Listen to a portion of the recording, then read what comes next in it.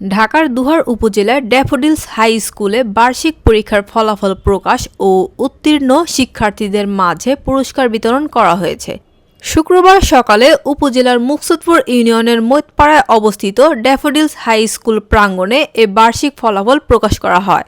অনুষ্ঠানে প্রধান অতিথি হিসেবে উপস্থিত ছিলেন মাধ্যমিক ও উচ্চ মাধ্যমিক অধিদপ্তরের সহকারী পরিচালক ফজলুল হক মনি।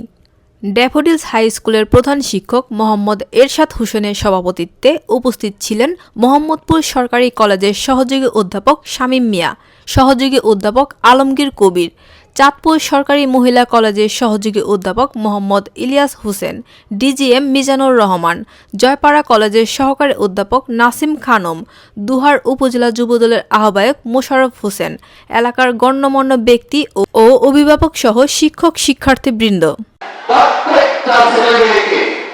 প্রত্যেকটা ছেলেমেয়েকে আমরা উচ্চ থেকে উচ্চতর পৌঁছায় দিতে চাই।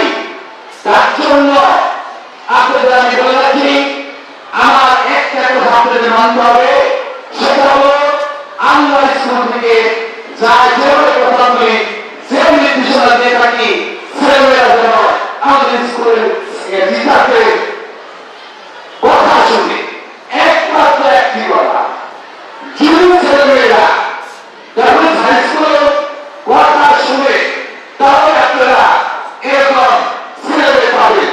আপনাদের ছেলেমেয়ে, প্রত্যেকটা ছেলেমেয়ে এরকম এখন পরপর কয়েকজন ছেলেমেয়ে বক্তব্য দেবে, তারা জায়গা মতো বুঝে গিয়েছে।